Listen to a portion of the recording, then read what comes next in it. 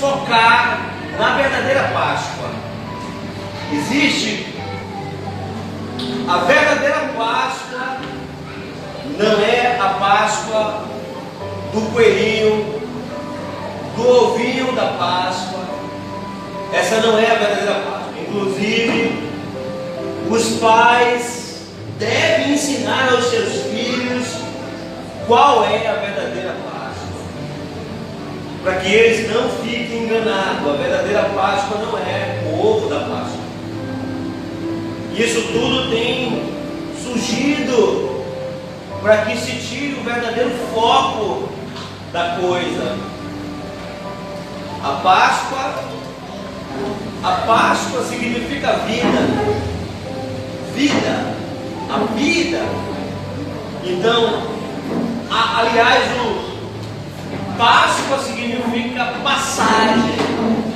A Páscoa significa passagem. Quando o povo do Egito saiu do Egito, eles tiveram uma passagem. A Páscoa significa passagem de vida. A passagem de vida. E é importante que nós possamos entender realmente esse dia, porque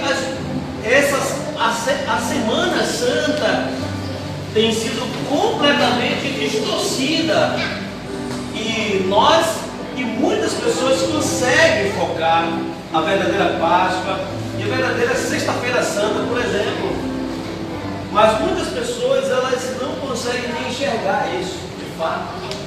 Mas existe o verdadeiro sentido, e é bom que nós ensine as nossas crianças, ensine a elas. Você percebe que elas cantaram aqui, elas não cantaram o coelhinho da Páscoa, elas cantaram Cordeirinho. Não foi isso que elas cantaram? Cordeirinho da Páscoa. Por que cordeiro? Cordeiro era um animal que era pegado lá para o sacrifício. E o cordeiro deveria ser o animal mais puro do rebanho. Um animal puro, sem nenhuma mancha, sem nenhum defeito, então, o que foi pego? O cordeiro, que é Cristo Jesus, foi pego, o único que poderia estar puro, sem sujeira alguma, para morrer por nós e ressuscitar ao terceiro dia. E ele veio para isso. A Páscoa representa a ressurreição de Jesus Cristo, o Filho de Deus. É isso que a Páscoa representa. E nós não podemos esquecer nenhum momento que a Páscoa, o que realmente a Páscoa representa. Jesus ressuscitou. Ressuscitou. E quando Jesus ressuscita, vocês sabem que Jesus, na Sexta-feira Santa, ele foi levado para a cruz. Foi levado para a cruz. E antes da cruz, ele sofreu o que nenhum de nós aqui sofreria e nem sofre. Ele foi chicoteado, foi maltratado, foi cuspido, foi xingado, foi espancado. Ele foi maltratado pelos soldados romanos. Eles foram completamente maltratados. E ele, na sexta-feira, ele foi para a cruz. Ele foi para a cruz. E depois da cruz, ele foi para o seu sepultamento. Aliás, Jesus não tinha nem lugar. Quem era sepultado, quem morria na cruz, não tinha lugar. Não tinha lugar, era jogado no chão. Ele não tinha lugar preferido para ficar. Mas alguém com influência naquela cidade, naquela terra, com influência do governo, foi lá, o Arimateia solicitou que o corpo de Jesus fosse para o túmulo. Ele foi para o túmulo, lá ele ficou, colocado Vamos embora ler a Bíblia, senão eu não prego, né? Senão eu já vou entrando no assunto. Mas vamos ler o texto primeiro para a gente ficar mais tranquilo aqui. Lucas capítulo 24. Lucas capítulo 24.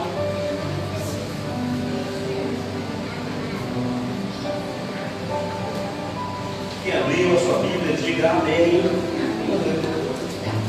Lucas 24, vou ler até o versículo 1 até o versículo 34. É muito versículo, mas nós vamos lendo aqui.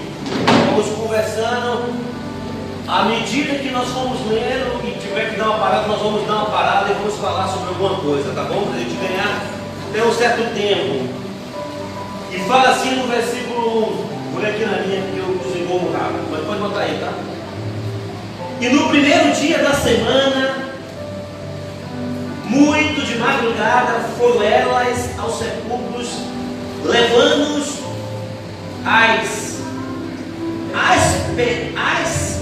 especiarias que tinha preparado, e algumas outras com elas. Significa que Jesus já tinha morrido e elas foram levar para o sepulcro lá, para Jesus. E achando, olha aqui, olha o que diz aqui, e achando a pedra removida do sepulcro, e entrando, não acharam o corpo do Senhor Jesus. Depois da sua morte, as suas discípulas foram até o sepulcro de Jesus, mas a pedra que eles colocaram, a pedra que eu iria falar para você, as pedras foram colocadas ali bem grande, para que houvesse segurança que ninguém ia roubar o corpo de Jesus, que ninguém ia tirar de lá e não ia ter nenhuma armação. Mas aqui a Bíblia fala que a pedra estava removida. Versículo 4, que aconteceu que, estando elas muito perplexas, e a esse respeito, eis que pararam junto delas dois homens com vestes resplandecentes. E dois homens eram os anjos do Senhor. E estando elas muito atemorizadas, abaixaram o rosto para o chão, e eles lhe disseram: por que busca o vivente entre os mortos? Olha aqui a palavra. Ela estava buscando alguém que estava realmente morto, mas que não estava mais morto, estava vivo. E eles falavam: por que vocês buscam um vivente entre os mortos? Afinal de contas, os discípulos de Jesus já tinham uma palavra, que ele iria padecer e iria sofrer, mas ao terceiro dia ele iria ressuscitar. Versículo 6 disse: não está aqui, mas ressuscitou. Lembrai-vos como vos falou, estando ainda na Galileia. Olha aqui a resposta, dizendo: convém que o Filho do Homem seja entregue nas mãos dos homens pecadores e seja crucificado, e ao terceiro dia ressuscite. E lembrando-se das palavras, e voltando do sepulcro, e anunciaram todas estas coisas aos 11 e a todos os demais, aos demais discípulos. Eles já falaram: olha, Jesus não está lá, a palavra se cumpriu. Mas você sabe que mesmo que a palavra se cumpra, há pessoas que não, há discípulos que não acreditaram. Vamos lá. E era Maria Madalena, e Joana, e Maria, mãe de Tiago, e outras que com elas estavam, e os que diziam estas coisas aos apóstolos. E as suas palavras lhe pareciam como desvaria, e não as creram. Porém, levantando-se Pedro, correu ao sepulcro e, abaixando, viu os lençóis postos sós e retirou-se maravilhado consigo mesmo do ocorrido. Ele ficou espantado, maravilhado, porque ele sabia que o mestre não estava mais lá. E ele não está lá. Versículo 13. E eis que no mesmo dia ia dois deles para uma aldeia que estava de Jerusalém 60 estádios, cujo nome era Emaús. Essa foi a caminhada de Emaús. E iam falando entre si de tudo aquilo que havia sucedido e aconteceu, que não é. Eles falando entre si e fazendo pergunta uns aos outros, o mesmo Jesus se aproximou e ia com eles. Depois da ressurreição de Jesus, que as mulheres passaram e viram realmente, trouxeram a notícia que Jesus não estava mais morto, os seus discípulos estavam caminhando em Emaús, e você percebe que entre eles que aparece o que não está mais morto, mas está vivo. Os discípulos aparecem andando e Jesus está ali. Jesus fala com ele. Desculpa, eu estou tossindo um pouquinho, tá bom? Versículo 16 fala: mas os olhos deles estavam como que fechados, porque o não conheceram. E ele lhes disse: que palavras são estas, que caminhando trocais entre vocês, e porque estás triste? Significa que eles estavam em caminho comentando tudo o que ocorreu com Jesus. Jesus, meu mestre, meu Senhor, foi levado à cruz lá, e eles foram juntos conversando, como você tem comunhão com as pessoas, com os irmãos, e eles falando do ocorrido que aconteceu. E quem aparece? Jesus aparece. E eles não percebem que Jesus conversa com eles e fala para ele: por que vocês estão tristes? Jesus só faltou falar: sou eu, Jesus. E respondendo, no versículo 18, e respondendo um cujo nome era Cleópatra, e disse: és tu só peregrino em Jerusalém, e não sabeis as coisas que nela tem sucedido nesses dias? E ele lhe perguntou: quais? E eles lhe disseram: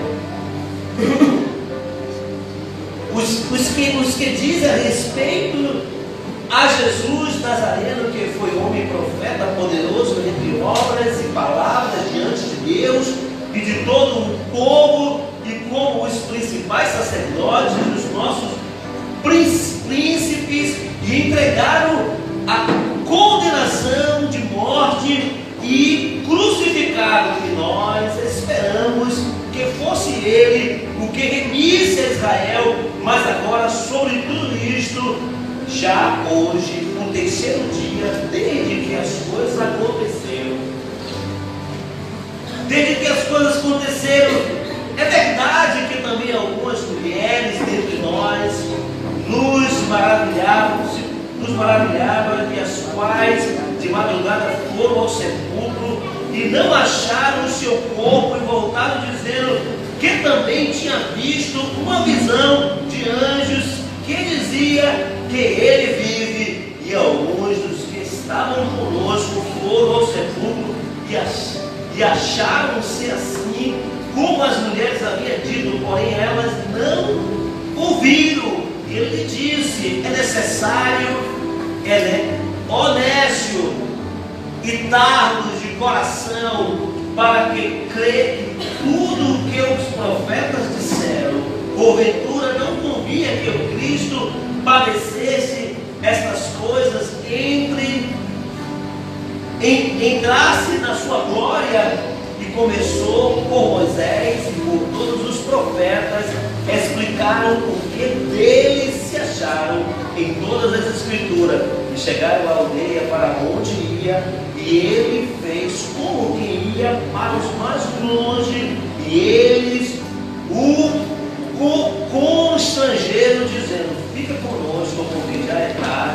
e já declinou o dia e entrou para ficar com eles. E aconteceu que, estando com eles à mesa, tomando o pão, abençoou e o partiu e lhe deu. E abriram-se então, os seus olhos. E abriram então os seus olhos. Imagina como é difícil crer em algo tão poderoso. Eu estou trazendo isso aqui para você, porque mesmo eles tendo uma palavra, o processo foi grande para que eles acreditarem. Mesmo nos dias de hoje, o processo é grande para que as pessoas acreditem. Há pessoas que não acreditam que Jesus ressuscitou. Desculpa, meu irmão, é gripe de poeira. Mas você saiba disso, que é complicado as pessoas saberem que Jesus realmente vive. Ele está vivo, ele não está morto, ele continua, até que os discípulos, a venda caísse dos seus olhos, eles estavam visualizando ainda o que eles viram. A Bíblia diz que nós não devemos viver pelo que nós vemos, devemos viver pelo aquilo que nós cremos. A palavra fugiu deles e eles não estavam enxergando a possibilidade da ressurreição de Jesus rapidamente. Eles estavam ali, apesar de não ver o corpo no túmulo, apesar de só ver os lençóis, apesar das pessoas, de o próprio Deus vir, os anjos vieram e falaram, ele não está mais aqui, ele vive. Apesar de conversar, apesar de ele entrar na casa, estarem com ele, os discípulos não enxergavam. Tomé queria ver se realmente era o Senhor. Deixa eu colocar as mãos sobre os seus furos, sobre a sua mão que estava furada, que colocaram os cravos, os soldados colocaram os cravos em suas mãos, e eles, para crer, queridos, eles demoraram. Mas eu quero te falar nessa noite que uma das maiores ou melhores notícias que a humanidade já recebeu em toda a sua vida, naquele tempo e hoje, foi saber que Jesus não está morto, ele vive. Que o túmulo de Jesus não está com nenhum resíduo mortal. Jesus vive, e essa foi a maior notícia que está impactando o mundo até hoje. Jesus está vivo, ele não está morto, e a própria vida, e a prova viva disso sou eu, de podermos estar aqui e de podermos ver os milagres do Senhor. Ele não está morto, ele está vivo, o túmulo está vazio, ele não está lá, ele está vivo, a vida está em nós. Ele resolveu entregar a sua própria vida. Não foi o coelho que entregou a vida por você, não foi o ovo que foi dado por você, foi o cordeiro, sem mancha, sem mácula, sem ruga, e não morreu. Ele não está na cruz, ele não está na cruz, ele está vivo. Essa é a notícia mais poderosa que existe na terra até hoje. Uma das melhores notícias que o mundo já teve foi de saber que ele está vivo, que ele não está lá no túmulo. Isso, querido, é uma questão de nós sabermos que se trata de festa e não de tristeza. Não de tristeza, mas de festa.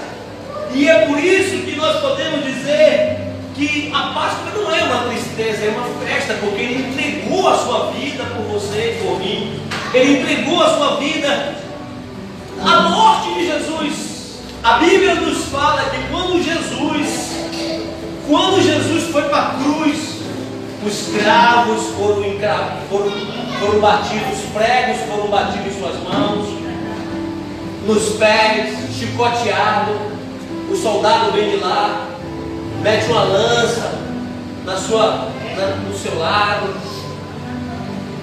atinge ele, mas só que o inimigo, momentaneamente, ele achou que estava vencendo, mas a Bíblia nos diz que ali na cruz, o Senhor estava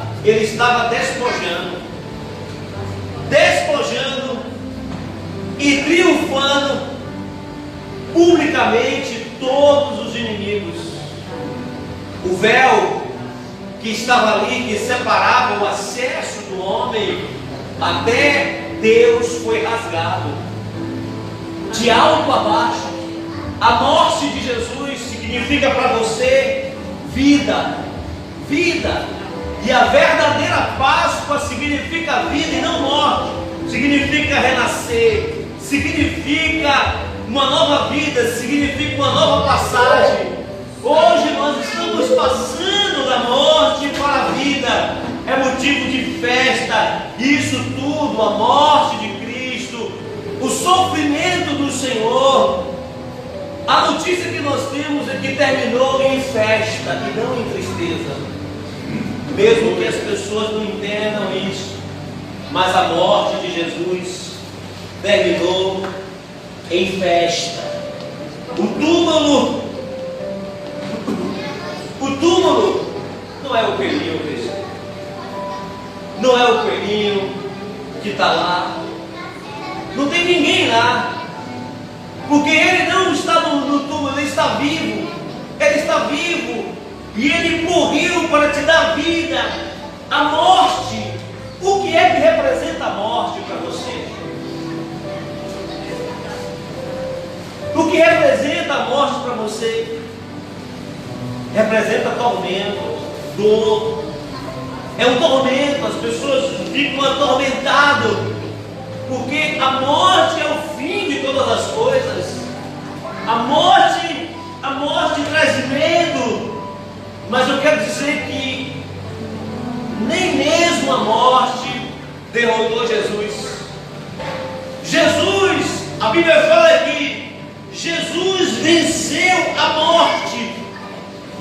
A única pessoa que venceu a morte foi Jesus. A morte não tem domínio contra o Senhor. Ela não conseguiu matar Jesus. A morte não conseguiu matar Jesus. Jesus venceu a morte. E é esse o Jesus que está dentro de você, que vence o mal, que vence a doença, que vence todas as coisas, ele vence. O Jesus que está dentro de você, que não está morto, vive. Ele não está morto, ele vive. Foram procurar ele, mas não acharam. Eles estiveram junto com pessoas, mas as pessoas estavam com uma cegueira. Elas não conseguiram ver. Elas não conseguiram ver. Quem venceu a morte? Quem venceu a morte? Jesus. Jesus foi nos piores lugares para te dar vida. Para te dar vida e vida em Cristo Jesus. Te salvar, te curar. A ressurreição de Cristo foi a maior atração de todos os tempos. A ressurreição de Cristo foi uma demonstração do poder grandioso dos céus. A maior atenção, não tem maior atração nessa vida do que Jesus. Você pode escolher o maior famoso, o melhor cantor que você gosta, pode ser a maior coisa, o que te chama mais atenção nessa vida. Ele não vai passar pelo que Jesus passou, venceu a morte. Nenhum, você pode gostar de quem for nessa vida, pode ser o seu ídolo, mas o maior ídolo de todos os tempos ainda não saiu de moda, que é Jesus. Muitos já passaram, muitos famosos, muitos ídolos já passaram, e alguns você não ouve nem mais falar, não é verdade? Quem é mais antigo aqui pode falar isso, né? Que você não ouve nem falar mais de alguns cantores antigos, porque passou a fama. Alguns atores sai de cena, sai da novela, se encontra esquecido, pobre, doente, sem nada, porque o tempo dele passou. Mas eu quero dizer que algo, esse aqui, essa atração, esse ídolo aqui nunca vai sair de cena. Jesus, porque a palavra dele é viva, é eficaz, é a mesma hoje, sempre será. Jesus não sai de moda. Ele não sai de moda. Ele continua vivo. Ele continua vivo entre nós. A ressurreição de Cristo foi a maior demonstração do seu poder. O poder do Senhor foi manifestado naquela hora, quando todos estavam pensando que havia derrota. Ali o mundo espiritual estava se preparando para fazer o maior ato de rompimento, de separação de todos os tempos. E quando Jesus literalmente morre na cruz, o véu se rasga de alto a baixo. O véu do templo lá, o véu, a cortina do templo se rasga de alto a baixo. No símbolo, no mundo espiritual, dizendo: não há mais separação entre o homem e Deus. Todo homem e toda mulher tem acesso livre ao reino dos céus. A Deus pode viver face a face com o Senhor. A questão é minha e sua. A ressurreição de Jesus. Eu quero dizer algumas coisas aqui. Que a ressurreição do Senhor Jesus é algo que ficou na história. Essa é a primeira coisa. A ressurreição do Senhor Jesus é algo que ficou na história. As pessoas sabem que Jesus não está preso no madeiro. As pessoas sabem que Jesus não está na cruz, ele está vivo. Ou você acha que Jesus está lá no madeiro? Se ele está lá, é porque ele está morto. Ele está vivo. E para ele operar o que ele está operando na sua vida, é porque realmente ele está vivo. Ele está fazendo os milagres que ele tem feito, é porque realmente ele está vivo. A ressurreição de Jesus é lembrada até hoje. É lembrada até hoje, não pode ser esquecido. Jesus está presente aqui nesse lugar. Ele morreu e ao terceiro dia ele ressuscitou. E ele está vivo entre nós. A ressurreição é lembrada até hoje. Sem a ressurreição, tudo seria em vão. Não teria sentido Deus dar o seu único filho por nós. A Bíblia fala que o Verbo se fez carne e habitou entre nós, cheio de graça e de verdade. O Verbo veio. Quem é o Verbo? Jesus. A Bíblia diz que Jesus amou o mundo.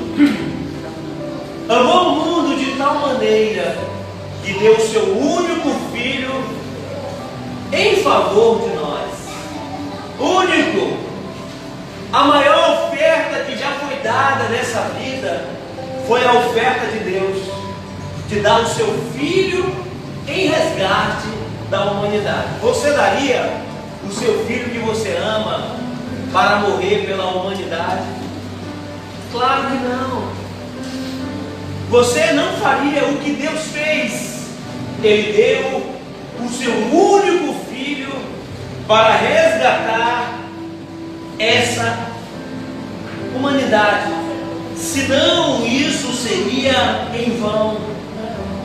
Sem a ressurreição, a morte teria a última palavra. E nem sempre a morte tem a última palavra. E você há de convir comigo que tem pessoas que têm sentença. Os médicos dão a palavra final e diz: não tem, desengana, né? Desengana. É desenganada pelos médicos. E às vezes Deus muda tudo, não é verdade? Por que isso? Porque Jesus, ele tem a última palavra, ele sabe o dia. E se tiver alguém orando, melhor ainda. E se tiver alguém buscando, não seria ele, talvez essa seja a causa que mundão, era do mundo, era da praia, era daqui da favela. Vivia aqui, vivia no mundo de verdade, e sei o que é o mundo. E talvez eu não estaria aqui para contar história para você, e nem estar pregando para você, e nem estar salvando vida, porque a prova viva que Jesus tem a palavra final é essa de você estar aqui, não a morte. Porque eu saí não sei se foi na quarta ou no sábado de carnaval, eu saí do carnaval da Avenida 7 e vim para a igreja. É interessante eu falar isso 1 milhão de vezes, para saber se talvez eu ficasse no carnaval até o último dia, com 19 anos, eu não estaria aqui hoje. Porque quando Deus falou no meu ouvido no carnaval, hoje é seu último dia, largue tudo que você está aqui na sua mão. E eu larguei de fato tudo que estava na minha mão, e eu fui para a casa de Ana, da minha namorada, e disse: vamos para a sua igreja. E eu fui lá no carnaval, entreguei a minha vida ao Senhor, chorei, voltei chorando para casa. Talvez se eu não ouvisse a voz de Deus lá naquele dia de carnaval, eu não estaria aqui. E essa é a prova viva que para mim Jesus é que tem a palavra final, e nem não é a morte que tem a palavra final. Porque Jesus, ele diz: eu sou a vida, eu sou a ressurreição e a vida. A Bíblia diz que Jesus, ele diz que aquele que virá a mim, de maneira alguma eu lhe lançarei fora, de maneira alguma eu vou lançar fora. A hora que nós voltarmos os nossos corações para Jesus, a morte tem um prazo. Não é como ela quer, é como Deus quer. É como Deus quer, porque Jesus venceu a morte. Os discípulos do Senhor Jesus, eles estavam juntos, eles estavam ali, mas o impacto era tão grande, querido. O impacto da ressurreição do Senhor Jesus era tão grande que eles ficaram sem entender. Eles ficaram sem entender que nessa noite a humanidade abre os seus olhos. Os olhos precisam ser abertos. Os seus olhos estavam como de cegos. Eles não viram Jesus. Eu quero dizer, Jesus está bem pertinho de você. Ele está do seu lado. Ele é a ressurreição, é a vida. Não somos como os discípulos. Somos como aqueles que veem, somos como aqueles que ouvem, somos como aqueles que entendem. Porque a Bíblia nos diz que mais bem-aventurado não são os que viram, mas são os que creram. Estamos na bem-aventurança, querido. E nós viveremos não como os discípulos, nós cremos. Jesus está aqui, você crê nisso? Amém. Ele está aqui. Você crê que todos os dias Ele está com você? Você crê que todos os dias, quando você deita, quando você levanta, Ele está com você? Ele não te abandonou. Ele não deixou você. Ele está vivo. Ele está vivo entre nós. Ele não deixou de existir. Ele está vivo. A questão é os olhos abertos. Que nessa noite, tudo aquilo que é venda, tudo aquilo que é escama, tudo aquilo que é cegueira espiritual, possa nessa noite cair, querido, que nós possamos receber como se fosse um colírio nessa noite, para que limpe os nossos olhos e nós possamos enxergar que Jesus está vivo. Ele tem o melhor para nossas vidas. Seus olhos não estão tapados. Seus olhos não estão tapados. Talvez não seja os olhos, seja o entendimento. Seja o entendimento. Você percebe toda a história aqui, toda a história dos discípulos, ele vindo buscar como é que está o mestre já não está mais lá, a pedra estava tirada. Se precisa ser tirado pedras para que Jesus possa ressuscitar em nós, que se tirem. Talvez você não consiga ver o que o Senhor tem para você, porque talvez tenha tido pedra ainda, que precisam ser tiradas, e você passa a enxergar que Ele não quer a morte, Ele quer a vida, Ele quer a saúde, Ele quer algo novo. Ele não quer você preso, Ele quer você livre. Jesus não está morto, Ele não está morto, Ele ressuscitou ao terceiro dia. No versículo 34, versículo 33 e 34.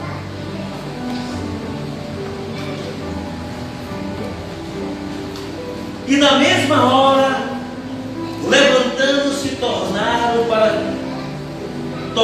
para Jerusalém, e acharam congregados os 11 e os que estavam com ele, e os que diziam: ressuscitou verdadeiramente o Senhor, e já apareceu a Simão.